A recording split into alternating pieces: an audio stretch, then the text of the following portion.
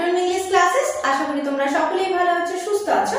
আজকে যে আমাদের আলোচনার বিষয় that is WBPSC clerkship examination 2023, অর্থাৎ এই মুহূর্তে ওয়েস্ট বেঙ্গল জব অ্যাসপিরেন্ট যারা রয়েছে তাদের জন্য একটা বড় সুখবর। WBPSC তরফ থেকে কিন্তু নোটিফিকেশন জারি করা হয়েছে কিছুদিন আগে যে পিএসসি ক্লার্কশিপ নিয়োগ কিন্তু হবে। তোমাদের ফর্ম ফিল আপ ইতিমধ্যে স্টার্ট হয়ে গেছে। তো তোমরা কারা কারা ফর্ম ফিল আপ করতে পারবে এবং এই ফর্ম ফিল আপ বা তোমাদের এক্সাম মোডটা কেমন হবে ডিটেলস কিন্তু আজকে আলোচনা করব। তো প্রথমেই বলি যে WBPSC অর্থাৎ এই যে গভর্নমেন্ট চাকরি করা তোমাদের যাদের ইচ্ছা রয়েছে, সরকারি চাকরি পেতে যারা চাও তারা ডেফিনেটলি এই এক্সামের জন্য প্রস্তুতি নিতে পারো। এবং এই পিএসসি এক্সাম অর্থাৎ ক্লার্কশিপ এক্সামিনেশন যেটা 2024 এর হবে, তোমরা একটা সময় কিন্তু পেয়ে যাবে। সেই সময়ের মধ্যে তোমরা প্রিপারেশন নিলে কিন্তু ইজিলি এই জবটা ক্র্যাক করতে পারবে। কেমন? তো চলো আজকে আমরা একটু ডিটেইলসে জানবো, এলিজিবিলিটি থেকে শুরু করে application date, selection criteria, each and every necessary details কিন্তু আমরা এই ভিডিওর থ্রু আলোচনা করব। কেমন?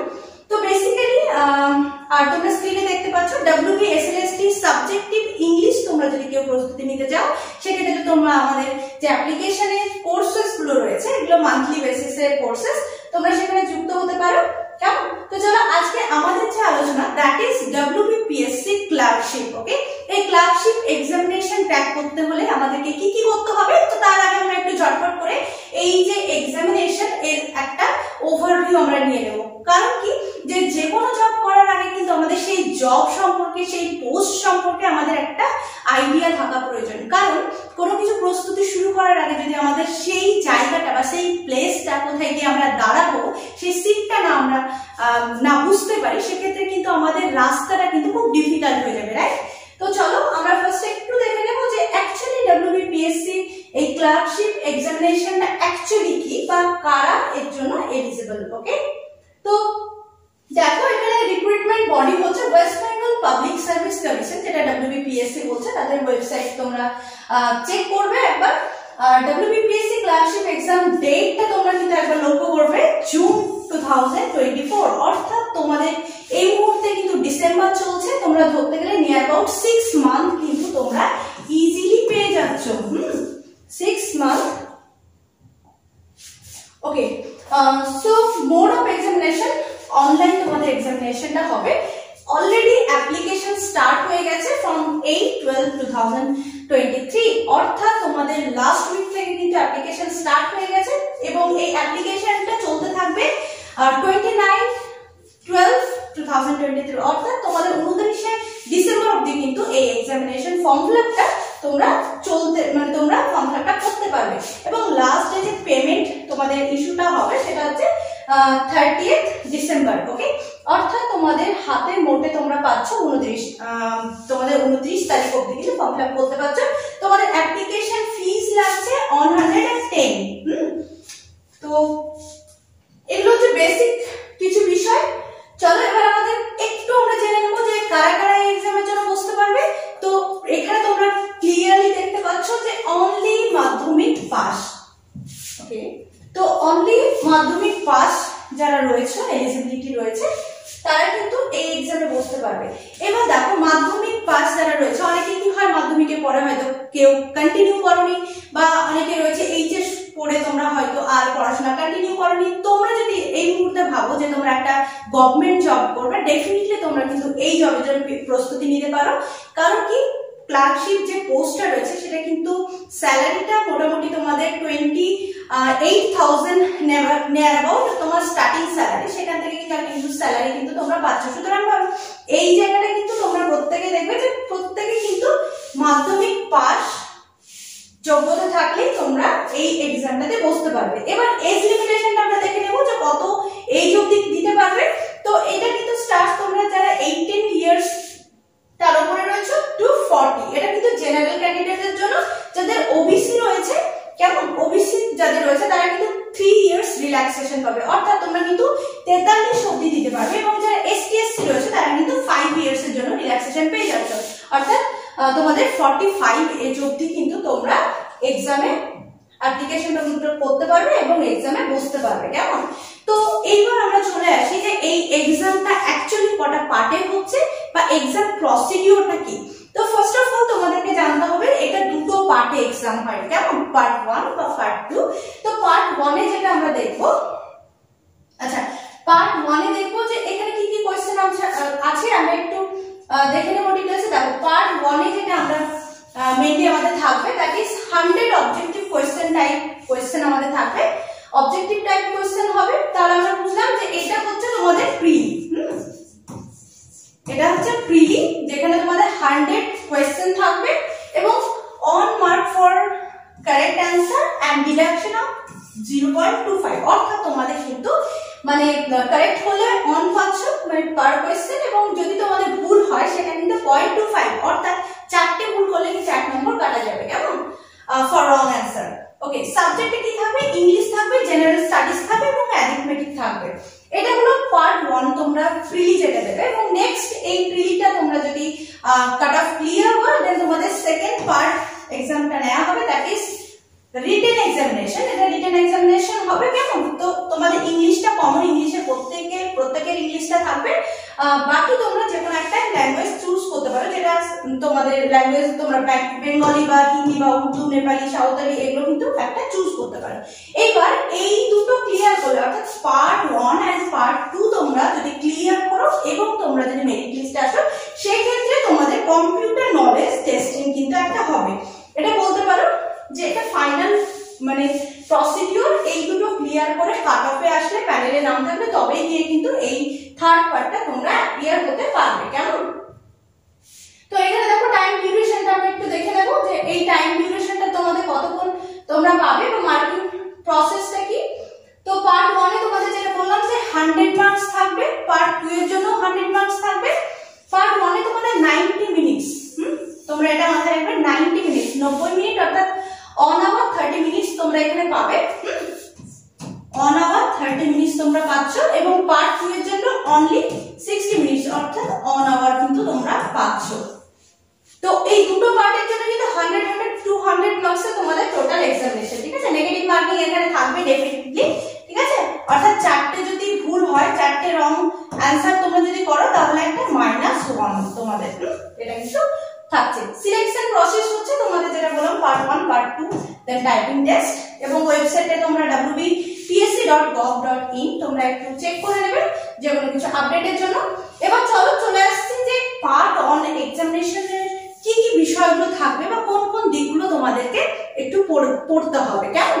তো দেখো ফার্স্টে পার্ট 1 এ কিন্তু 3টে পার্ট থাকছে আমাদের, দ্যাট ইজ ইংলিশ ল্যাঙ্গুয়েজ। তোমাদের এখানে 30 মার্কস থাকছে, 30 মার্কস ইংলিশের জন্য, অ্যারিথমেটিকের জন্য 30 মার্কস থাকছে, জেনারেল স্টাডিজের জন্য 40 মার্কস থাকছে, অর্থাৎ টোটাল কিন্তু তোমার 100 থাকছে, এবং সময় থাকছে অন আওয়ার এন্ড 30 মিনিটস। তাহলে ইংলিশ এবং তোমাদের অ্যারিথমেটিক এই 60 যদি তোমরা ভালোভাবে কভার করো, তাহলে কিন্তু তোমরা কম্পিটিশনে অনেক এগিয়ে থাকবে। তো এই ইংলিশ ল্যাঙ্গুয়েজের জন্য আমি কিন্তু তোমাদের ভোকাবুলারি থেকে বলো বা গ্রামার থেকে বলো, আমি কিন্তু ক্লাসেস দেবো, তোমরা এই চ্যানেলটির সঙ্গে যুক্ত থেকো। আর বাকি অ্যারিথমেটিক এবং জেনারেল স্টাডিজ তোমরা নিজে থেকে প্রস্তুতি নিতে পারো, কিংবা চাইলে তোমরা কোনো গাইডেন্স কিন্তু নিতেই পারো, কেমন? চলো নেক্সট তোমরা যেটা পার্ট 2 এ তোমাদেরকে দিতে হবে, এটা কিন্তু বেসিক্যালি তোমাদের হচ্ছে রিটেন টেস্ট, যেটা কি তোমাদের 50-50 মার্কস থাকবে। অর্থাৎ তোমরা ইংলিশ তোমাদের তো ম্যান্ডেটরি, এটা প্রত্যেকটা গ্রুপের জন্য থাকছে 50 মার্কসের, এবং বেঙ্গলি গ্রুপ বি এর জন্য কিন্তু তোমরা মানে ল্যাঙ্গুয়েজ চুজ করতে পারো যেটা তোমাদের ভালো লাগবে। মানে তোমরা অ্যাকচুয়ালি যে ল্যাঙ্গুয়েজটা তোমাদের তোমরা ল্যাঙ্গুয়েজ চুজ করতে পারো, বেঙ্গলি বলো বা হিন্দি, উর্দু, যেটাই তোমরা চুজ করবে সেখানেও কিন্তু 50 মার্কস তোমাদের থাকবে। অর্থাৎ টোটাল 100 মার্কস তোমাদের রিটেন এক্সামিনেশন দিতে হচ্ছে। এখানে কি থাকবে? এখানে বেসিক্যালি কম্পোজিশন পার্ট থাকবে, লাইক এখানে থাকলো হয়তো রিপোর্ট রাইটিং আসলো, সামারি রাইটিং আসলো বা প্রেসি রাইটিং আসলো। সো রাইটিং পার্টটাও কিন্তু আমাদের এই চ্যানেলে আমি চেষ্টা করবো তোমাদের কিছু কিছু টিপ অ্যান্ড ট্রিক্স আমি শিখিয়ে দেওয়ার, কেমন? তো এটা হচ্ছে তোমাদের রাইটিং পোর্শনে থাকছে। এবার আমরা দেখবো যে অ্যাকচুয়ালি সিলেবাসটা কি রয়েছে। সিলেবাসটা তোমরা একটু ভালোভাবে স্টাডি করবে, মানে সিলেবাস অ্যাকচুয়ালি কি রয়েছে, আমরা কতটা পড়বো তার থেকে বড় বিষয় হচ্ছে কোনগুলো পড়বো না, কেমন? কারণ এই মুহূর্তে কি হচ্ছে যে মোরলেস প্রত্যেকেই কিন্তু কম্পিটিটিভ এক্সামের জন্য প্রস্তুতি নিচ্ছ, এবং প্রত্যেকটা এক্সামের ধাঁচ কিন্তু আলাদা। লাইক WBCS এর প্রস্তুতি নিলে তোমরা সেই প্রস্তুতি থেকে কিন্তু তোমরা পিএসসি ক্লার্কশিপের জন্য একইভাবে প্রস্তুতি নেওয়ার প্রয়োজন নেই, কারণ কি তাদের ডেপথটা কিন্তু অনেকটা আলাদা হবে। এবার তোমরা WBCS দেখেছো, সেটা ডেপথটা কিন্তু অনেকটা UPSC প্যাটার্নে করেছে, মানে কোয়েশ্চেন যে লেভেলটা সেটা কিন্তু হিউজ একটা টাফ জায়গায় কিন্তু চলে গেছে এই মুহূর্তে। তো মানে জায়গাটা দেখবে যে তোমাদের যে যে এক্সামের জন্য যেমন ভাবে গাইড করা থাকবে সেভাবে কিন্তু প্রস্তুতি নিতে হবে, কেমন? তো চলো কি কি বিষয় রয়েছে আমরা একবার দেখে নেবো ঝটপট। ইংলিশটা বেসিক্যালি শুধু আমি ইংলিশের জায়গাটা তোমাদেরকে কিছুটা হলেও আমি হেল্প করব, মানে কিছুটা বলতে আমি চেষ্টা করবো আমার বেস্টটা দিয়ে তোমাদেরকে হেল্প করার। তো এখানে ইংলিশ পোর্শনের মধ্যে তোমাদের গ্রামার থাকছে, তোমাদের ভোকাবুলারি থাকছে, সেন্টেন্স স্ট্রাকচার থাকছে এবং কম্প্রিহেনশন।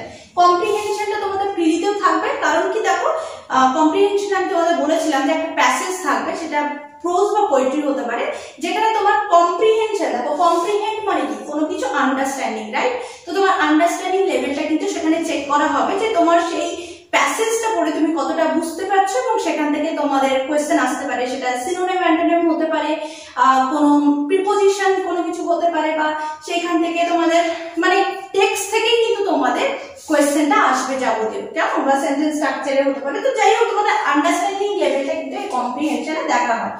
তো চলো নেক্সট যেটা রয়েছে অ্যারিথমেটিক, অর্থাৎ তোমাদের ম্যাথটা কিন্তু প্রত্যেকটা এক্সামের জন্য ইম্পর্টেন্ট। প্রত্যেকটা তোমাদের যাদের ভয় রয়েছে তোমরা কাইন্ডলি এই জায়গাটাকে একটু বেশি ফোকাস করবে, কারণ কি ম্যাথটা প্রত্যেকটা এক্সামের জন্য কিন্তু, ম্যাথ অ্যান্ড ইংলিশ এই দুটো কিন্তু প্রত্যেকটা এক্সামের জন্য অনেক বেশি জরুরি এই মুহূর্তে, কেন?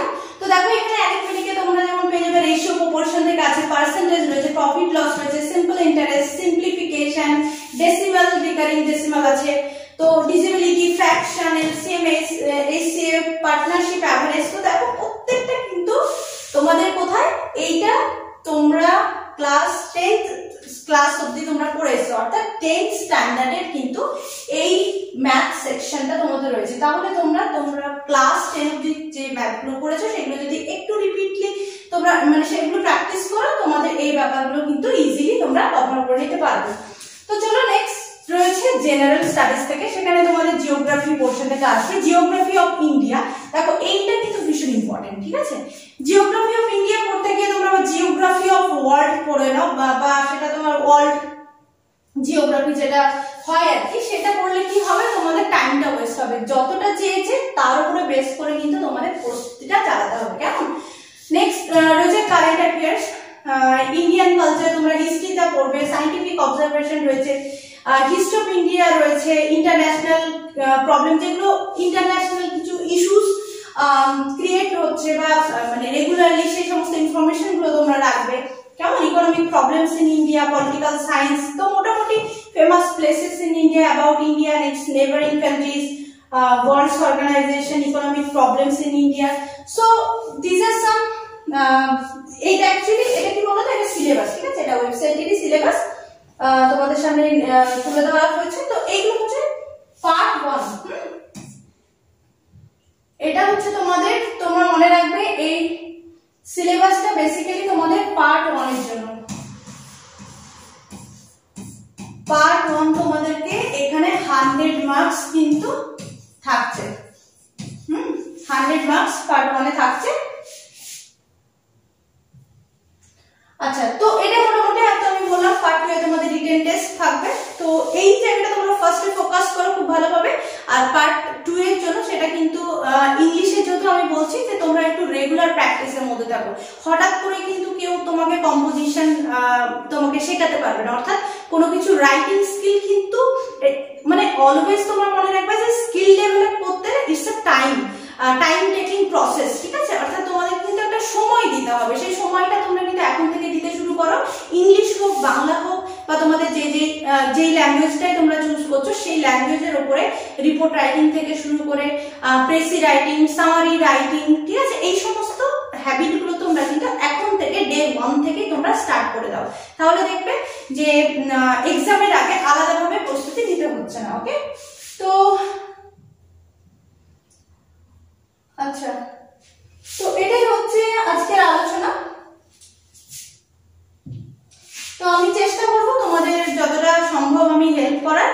তো ভালো লাগলে ক্লাসগুলো তোমরা দেখবে, আর ডেফিনেটলি তোমরা যারা কম্পিটিটিভ লাইনে রয়েছে এই চ্যানেলে কিন্তু এই ইংলিশ পার্টটা করানো হবে। তোমরা চ্যানেলের সঙ্গে যুক্ত থেকো, ভালো লাগলে অবশ্যই লাইক কমেন্ট শেয়ার করো, আর বন্ধুদের সঙ্গে কিন্তু অবশ্যই শেয়ার করে দেবো, কেমন? তো সকলে ভালো থাকো। Thank you everyone.